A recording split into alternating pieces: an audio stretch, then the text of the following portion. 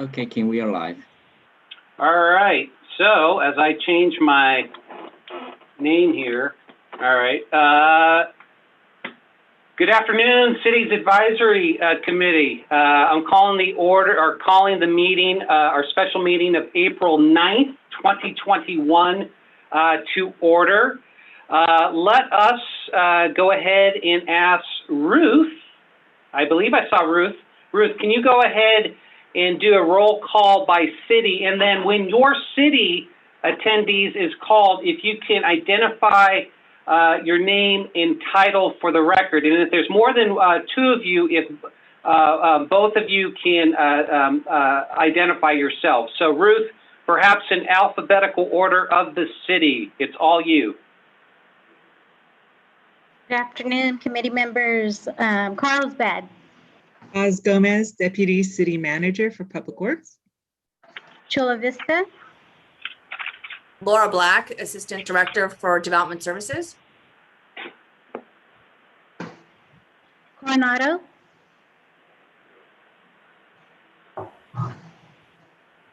Hearing none. Del Mar.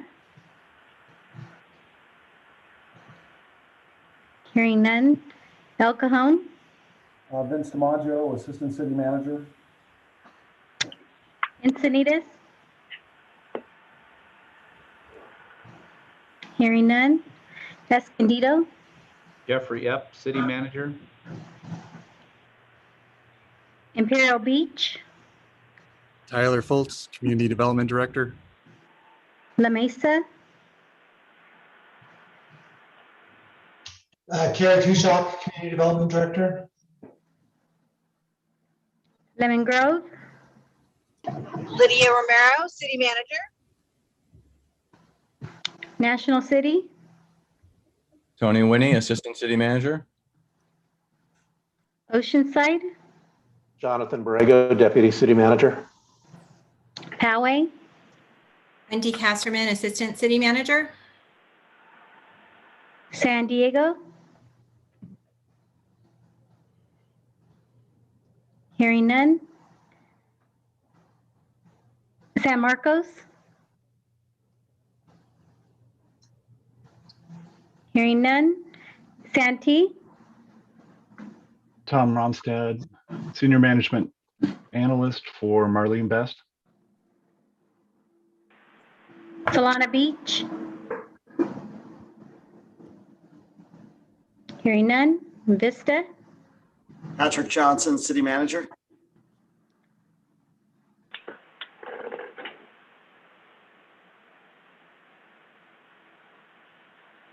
And 12 representatives for the cities, and there is a quorum.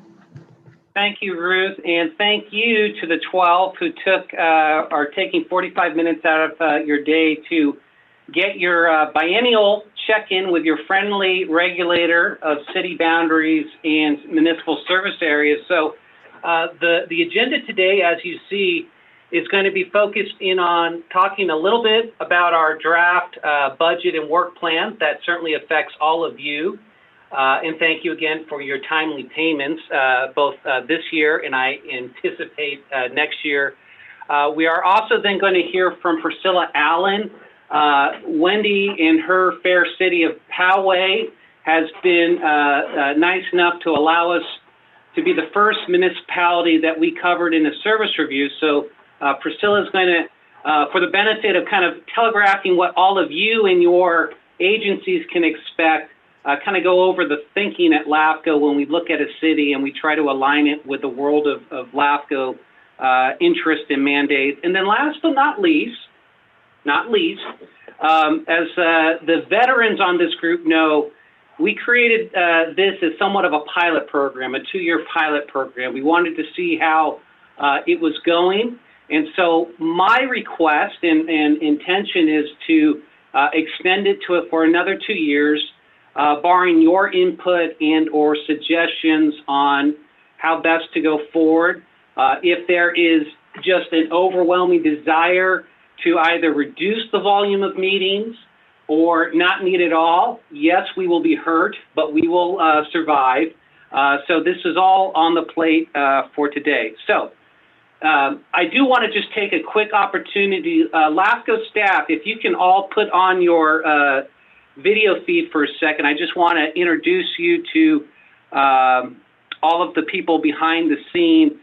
We have Robert Berry, our Chief Policy Analyst. Robert, can you put on this, your video for a second? Then we have Du, our GIS expert. Thank you. Tammy Luckett, our Commission Clerk. There it is. I was waiting for the hand, Tammy. I saw it in just a second movement. Thank you very much. Priscilla Allen, our new analyst.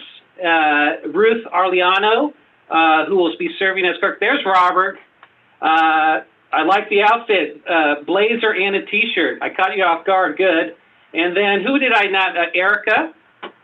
Say hi, Erica. And then did I forget anyone? Is Linda on the phone or no? Okay, very good.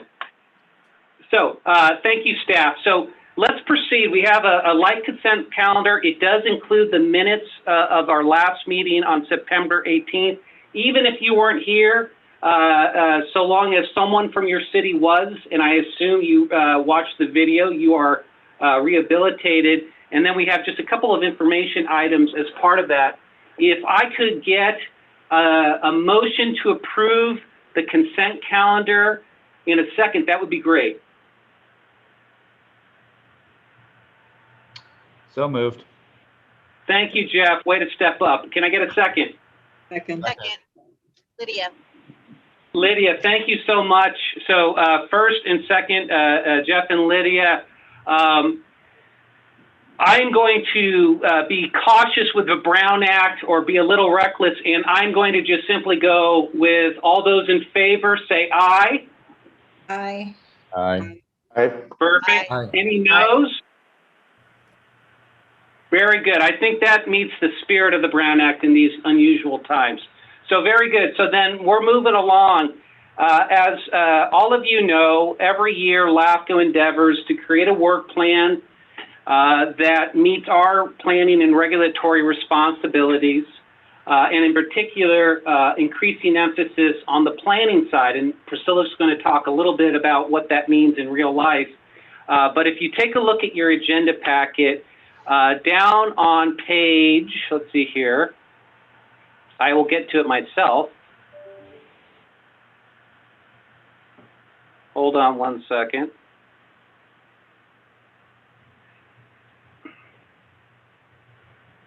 So beginning on page 26 of your agenda packet, and specifically 27, you'll see 30 projects that have been lined out in priority order. These are the projects that our commission has already tentatively signed off on and in the order of what they say is the priority, right? And so this includes what we call our top 10.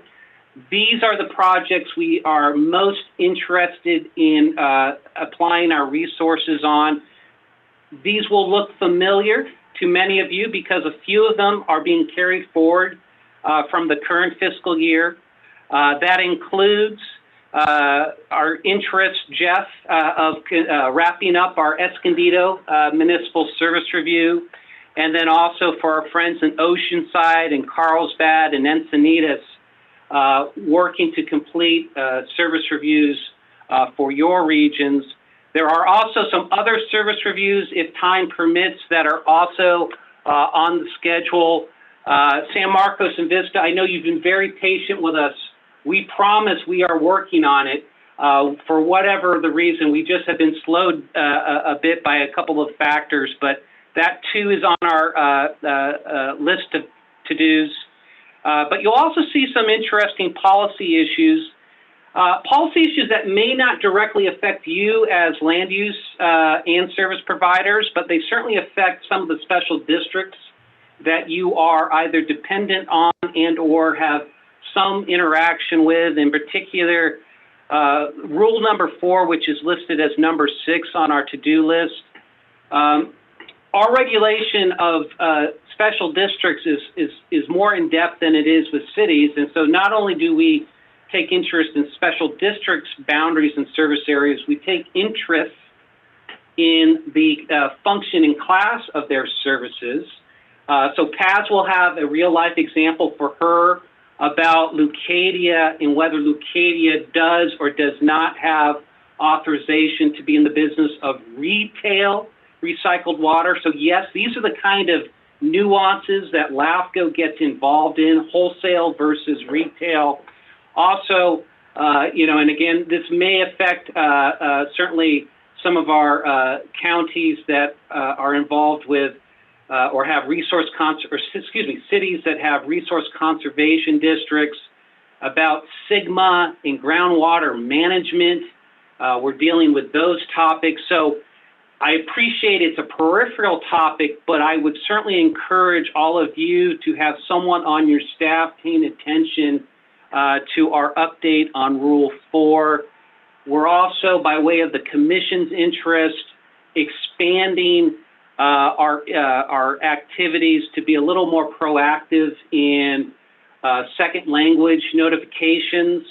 We're going to start with Spanish, but then also go into, as the community requires, providing our materials in a different language. I would be interested in speaking with individual cities. If you have your own policies that create thresholds to when you decide to automatically provide notices and documentations in non-English, I would love just to parallel what cities do when we're working in a particular area. I think that would be clean for everyone.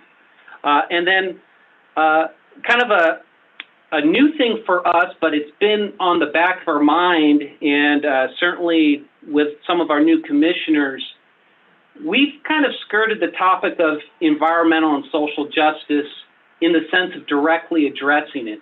It's something that's been in our statutes for us to talk about, or at least address when we do our regulatory and planning work. But admittedly, we've kind of punted on it because we just didn't really know how to handle the topic. And, maybe admittedly, there was some reservations about jumping too far into that without real clear direction from the Commission.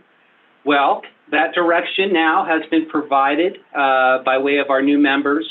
So that too might be a topic we look to our cities in trying to figure out if we can parallel some of your own policy or at least practice is on the topic of addressing social and environmental justice. And again, for LAFCO purposes, it's specific to when we look at boundary changes and things of this nature for the time being. So 30 projects is what we have planned. And then we go to the next few pages, you'll see our budget. The key upshot is we have a very small increase in our operating expenses. We're going from $1,916,000. Yes, we're still a very good deal, to just a little more than $1,941,000. And that's to accommodate some things we don't have control over, in particular our benefit and pension costs. But for all of you, the Commission has made a decision that the invoice amounts you got last year, they will stay the same. So whatever you got invoiced last year from LAFCO, that's what you'll get invoiced this year. And I can actually, and we will, Ruth will send you a copy of the invoice amounts from last year just so you can pass it on to your finance department. So we're right now in the middle of a 45-day window to solicit comments or feedback. All of you make up a good portion of our funding agencies. So if there was any collective comments on both the work plan or the budget, you could start providing that feedback today, or as individual cities, think about submitting some comment. Encouragement and support can also be provided. It doesn't always have to be just, we're concerned. If you want to go down the path of saying this looks good, feel free. So let me stop here, and we're going to use our feature of the hand raise on Zoom. Does anyone have a question, whether it be about the work plan or the budget?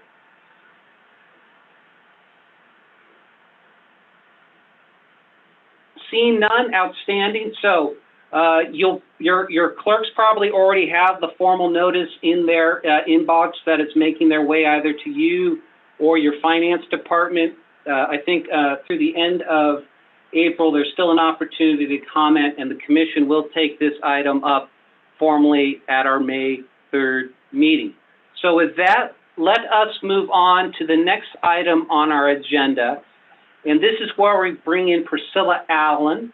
And Priscilla is going to share with you not only a live example of what an MSR looks like for a city in our mind, but with the blessing of Wendy and the good people of Poway, we could actually tell you the things that we think specifically come to our mind in the form of conclusions and recommendations, again, using Poway as an example. So Priscilla, the floor is all yours.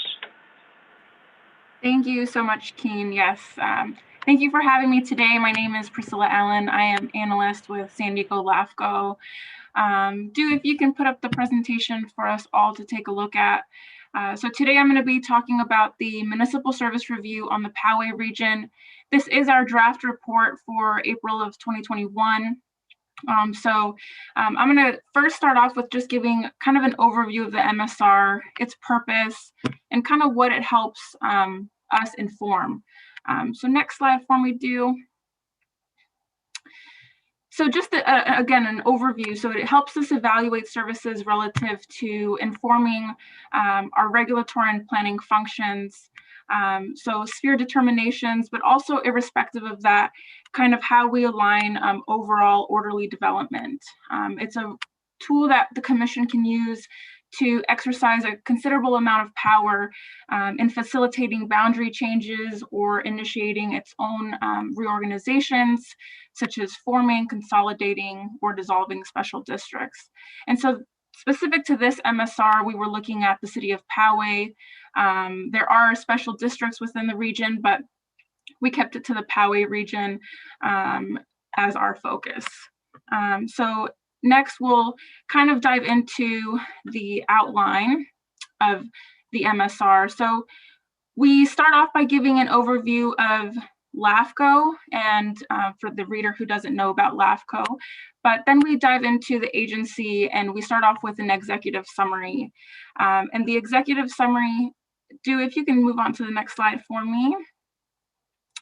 The executive summary gives a good outline of key conclusions, recommendations, determinations that are generated within the report. And this includes addressing mandatory services and governance factors that are required by the legislature as we perform a municipal service review. And then we transition into to the agency profile, which in this case was the city profile. And that is an approach that we take from both the qualitative and quantitative. The qualitative approach really is us giving a description on the background and development of the city. And then we move into quantifying specific categories. The background is where we're able to get more creative and really dive into the history of the city and what makes you unique. We like to get creative and add some pictures. So you'll see that when you go through the MSR. And then again, we go into those specific categories where we have that quantitative approach. And this is where we'll look at demographic trends to understand that resident base, service levels, are those adequate, efficient, effective, and then also the financial standing of the region. And so to give you a little context, and again, specific to the city of Poway, we'll go on to the next slide where what we'll talk about here is, again, that background. So what is the Poway region? So we began with talking about how Poway's beginnings were pretty small. Their first official census took place in 1870 with an estimated population of 91 residents. And then they moved into, growing. And so they incorporated in 1980 and self-identified as a city in the country. And they've been successful since then. They're a full-service municipality with limited exceptions. Their governance is provided through a 5-member council with a directly elected mayor. And we kind of had some focus on the fact that Poway has stayed true to that city in the country mantra, where they've slowly grown to an estimated population of now 49,000 residents. And then the MSR will move into some of the key themes or key takeaways, things that we've learned. And so the number one thing that we highlighted through this MSR was that this is an introductory and inaugural municipal service review, where we're creating that baseline for what municipal service reviews will look like in the future. And so that way we can expand or redirect our analysis as we move forward. And we highlighted how this was a successful reorganization that we're revisiting and really confirming the action that the commission took. And then highlighting, the uniqueness of the region, of it being an atypical suburb where they've created this municipal green belt. And with that, they've created distinguishing demographics within their resident base.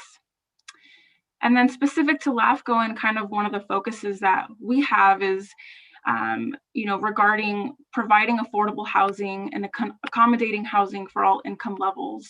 And so we talked about how, because of their slower growth orientation, there's been challenges in generating housing relative to the county, which has created that wealthier bracket.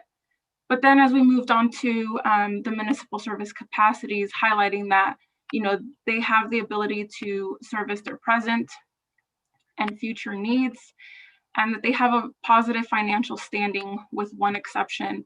And this is where we took in feedback, and we talked about how that one exception being pension obligations isn't just unique to the city of Poway. So these were our main takeaways.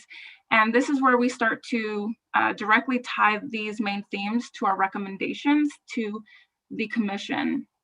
And so when we move on to the next slide, you'll see some of those listed, 2 and 3 with regard to the Poway's general plan, and then the housing correlate directly to the theme of housing and impact on orderly growth.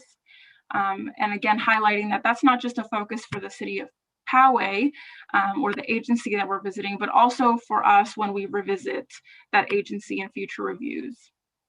And then the next slide, you'll see how there we had that there was not going to be any changes to the sphere.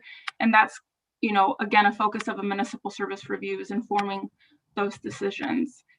So I hope this gives you all a better idea of kind of the approach that we took with the city of Poway, some of the considerations and focuses that we had. But we definitely want to know, and this is a good opportunity for us to know, if you all think there should be a different focus or other items that we should consider as we move forward in the MSR cycle. Before ending, I do want to take a moment to thank Poway staff, and specifically Wendy, who's on the call, and Craig, who collaborated with us and helped us through this process, where through their efforts and ours, we were able to really build this baseline for future MSRs. So with that, I'm going to end the presentation, and I'll kick it back off to Keen. And if you have any questions, I'll be ready to take those. Thank you. Thank you, Priscilla. And so I would just want to reiterate the key issue for the cities is when we do service reviews and they involve and they capture, as they did in this case, the city of Poway, we are interested in talking to you about community development and housing. We very much see that as your core municipal service, and coming into some agreement on how to interact and frame that discussion for our commission's purposes. It's not to suggest we're, for example, going to look at, what rate of success are you in achieving your RENA numbers? Yes, we document it, but we want to, do a little more holistically. And again, our duty, our interest as a division of the state to explicitly link orderly growth with housing for all incomes, right? So as Wendy probably could, articulate on her own, there was a bit of a difference of opinion between staff wanting to call this out and the realities on the ground. As we learned, Poway residents are not necessarily, development eager, okay? Whereas, our report may create some assumptions that way. Now, that said, I would have loved to commented on our desire to ban and promote the banning of single-family zoning, but we didn't go there, and we won't. But that is on our to-do list eventually. So with that, Wendy, would you be kind enough to maybe share with your colleagues what has worked in the service review for your agency and what maybe we can learn amongst your peers as this process replicates itself for all of the people represented in all the agencies? Absolutely. Keen, I want to thank you and your team. I think this has been a little bit of a learning experience for all of us. This was definitely for Poway, I would say a little bit of an all hands on deck effort, because as you look through the MSR, it touched on every department for us. So this wasn't a project that was assigned to one staff member. This was kind of farmed out through one staff member to all of our departments, who was then collecting all the data. And then of course, me and the city manager were taking a look at what was going out to LAFCO, because I know all of us want to know what's going out the door about our agency and what's going to show up in a report that goes to the commission about the agency. I think maybe something that would be helpful, and Keen's aware of what I'm about to say, is more lead time for staff, because we did receive drafts to look at, and there were fairly quick turnaround times initially to provide feedback back to LAFCO. So Keen was gracious, and every extension I asked for, he did give it to us. But I think on the front end, having more time, and then even when, again, Keen and I have talked about this quite a bit, when the draft was first published to the LAFCO board, we didn't have an opportunity to see that draft before it was posted as part of the agenda packet. So they did very graciously take that item off the agenda when that board meeting opened, and it was continued to a future meeting. But I think giving cities a little more time to collect the data, get it back to you, and then making sure that we have an opportunity to review the draft information before, even in a draft form. And I know what went to the board initially is still open for public comment, and it is not a final draft by any stretch of the imagination. Something that we also talked about with Keen is I think the MSRs are largely looking at recent activity about what's happened in the city and using that recent activity to make some projections on growth going forward. We did take the opportunity when it was introduced to the board, I think it was just this past Monday, it's been a long week. We did submit some public comments, just noticing we have adopted a specific plan for Poway Road. Our council's actually approved projects with, it's not a lot of development by many of your standards, but by Poway standards, we've actually approved quite a few projects. We've got some affordable projects that are in queue. We're working on an RFP for one of our housing sites.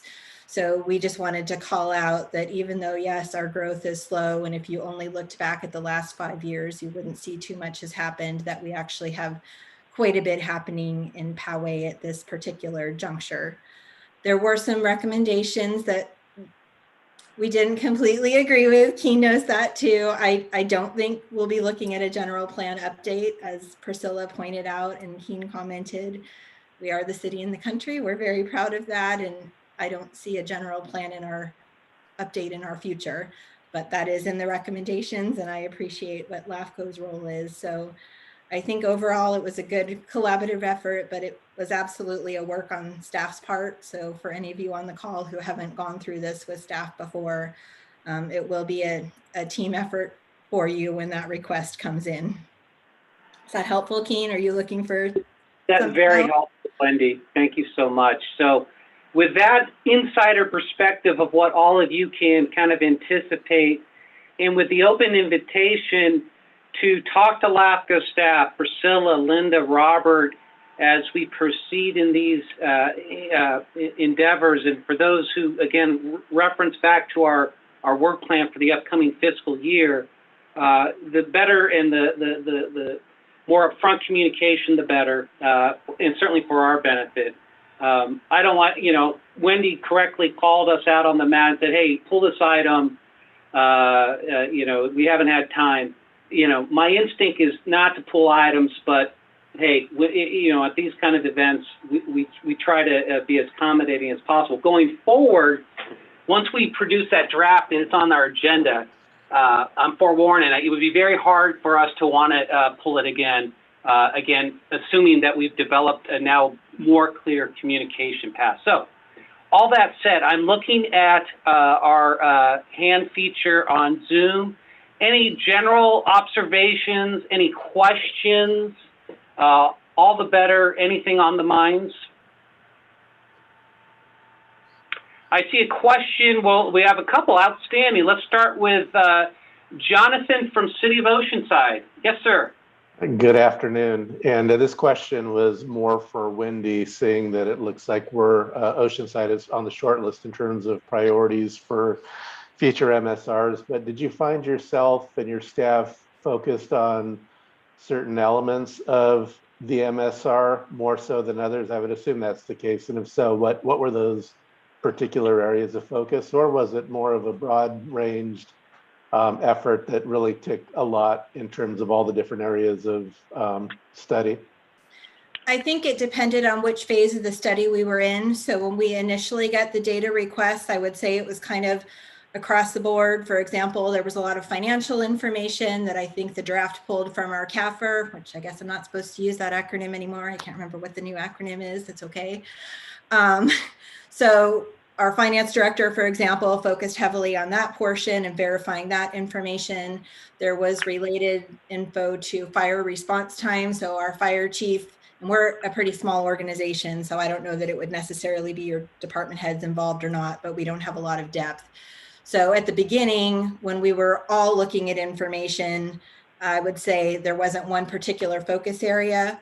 What did happen more recently when we got the draft information and had an opportunity to see the recommendations and conclusions, those were really focused on growth-related issues. So at that point in time, it became much more of a focus for our community development department, as well as our economic development administrator, who helped me with coordinating information getting back. So I would say when you're going to initially get the request from team staff, whoever that'll be, it'll probably be each department is going to have a heavy focus on their section for a period of time. And then depending on what the findings are when the draft report comes out, that may change the focus, that it's a much more specific department depending on what the findings are. Thank you. And can I ask a follow-up question? Please. So I'm kind of intrigued about the interest in housing and housing production, and as you touched upon, all of us are now in the process of updating our housing elements. But can you just kind of share, just kind of generally speaking, what LAFCO's interest is with respect to housing production? What are you looking for? What do you see as something positive versus not so good? Yeah, it's a great question in the sense that it's a work in progress in our mind too, in the sense that this was the first service review that we have done in recent time for a city. So it was, kind of developing it not on the fly, but certainly, in the moment. Ideally, we would find some common ground with the city in what is a performance measure that makes sense. For the most part, our qualitative or quantitative comment about Poway and its lack of housing development in our mind really was just on the function of looking at the overall construction or change in dwelling units over a 5-year period in Poway, and then compare that to neighboring communities and then the county as a whole. And so in doing that, it was easy for us to say, well, relatively speaking, Poway is underperforming relative to its peers and the rest of the county in providing housing. Now, why does that even come up for us? And I want to just drill down on this point, Jonathan. In most of LAFCO language, whether it be efficient, effective, orderly, it's all kind of nebulous terms. There's really no hard definitions. However, the legislature does make an explicit comment when they talk about orderly growth. That includes explicitly housing for all incomes. So we know that that's the direction we should be going in focusing on the service reviews, but admittedly, because we've been so special district centric in our reviews to date, it's a work in progress. So as we do the service review for Oceanside, the Carlsbad, Vista, San Marcos regions, we would certainly benefit to getting your perspectives on what are appropriate benchmarks. And then Pat, I see a question or your hand.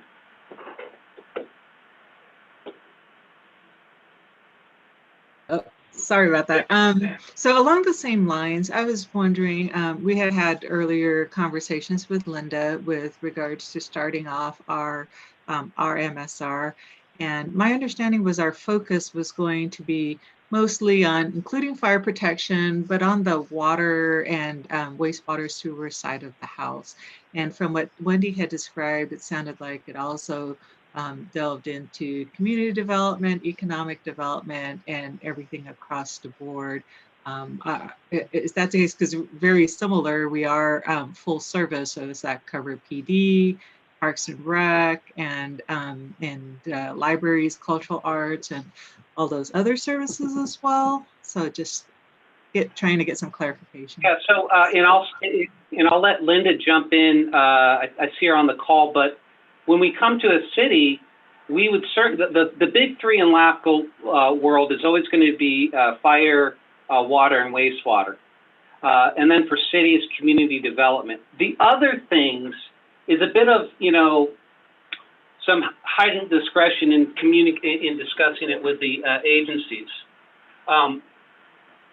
Police protection is something that is on our mind, but because there are no special districts that are in the business for the most part of police protection, for example, and then also there's this issue of contracting out.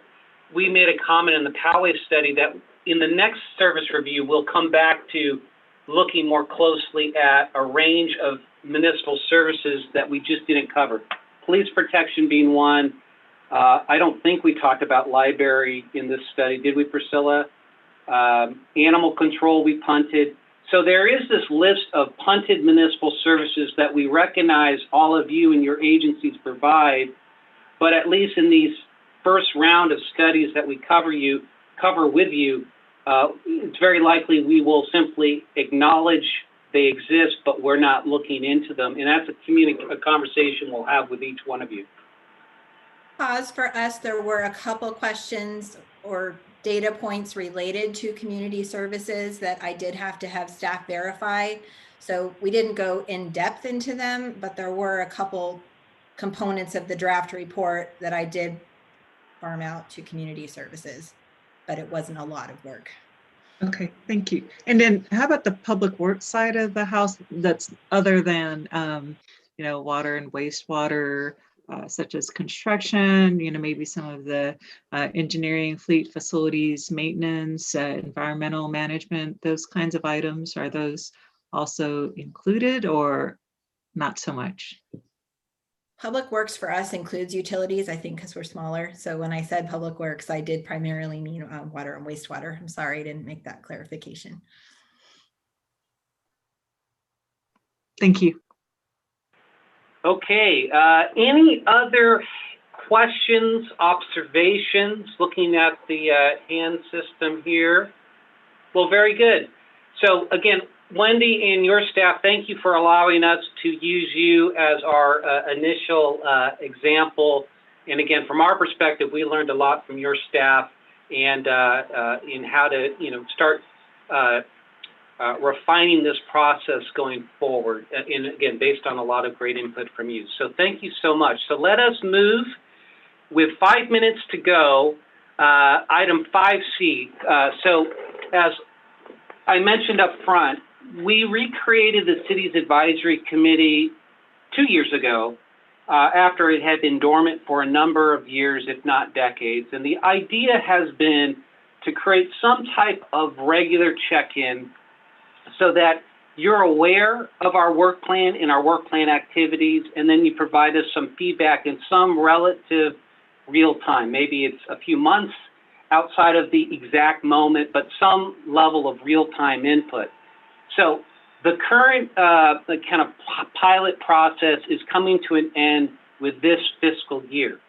We had talked about 2 years ago when this date was approaching that we would decide collectively if there has been value in the process of reestablishing this committee, and if so, great. And if there's ways to, amend it or adjust it going forward, let's talk about it. Well, here's that moment. So as this fiscal year comes to an end, I would very much like to continue this for another 2 years. I say 2 years just because it's a nice number for us to use. It covers 2 years of budgets and work plans. I think staff gets a good amount of insights out of this. It also allows us to ensure that whether you are commenting or not, we can tell our commission, well, I know we presented the work plan to the cities, 6 months ago. Whether they were fully aware of it, is a different question, but at least it creates a conduit for us. So the question is, how is it working for you? Are you agreeable to another 2-year up, if you will, and continuing this process? Much like a Prop 218, I'm going to assume, unless you say otherwise, you're good. But I see Jeff's hand is already up. What say you, City Manager Escondido?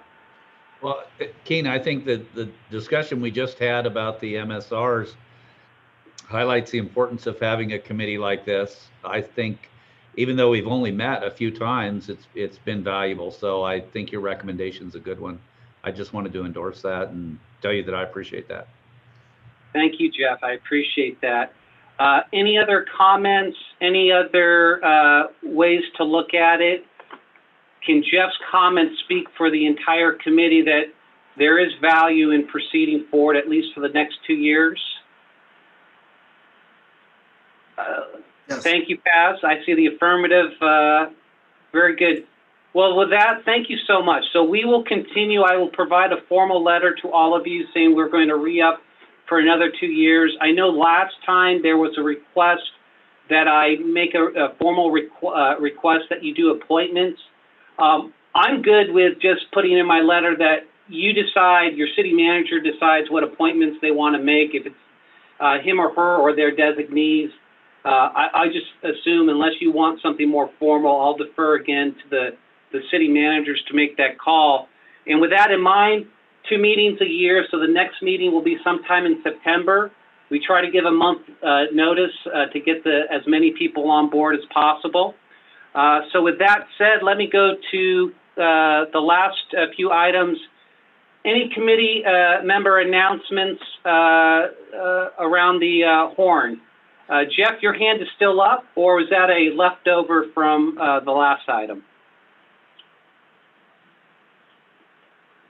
I assume you... That's a leftover. I didn't click the lower hand button. Sorry about that. All right. It's gone. So, outstanding. So, seeing none, then at 1:44, and this is now our fourth meeting. All of you have now seen me keep my word, and when I say the meeting ends at a certain point, I have kept my word. Thank you all for your time. The next meeting will be in September, and we will talk in the interim. Thank you so much. Thank you. Bye.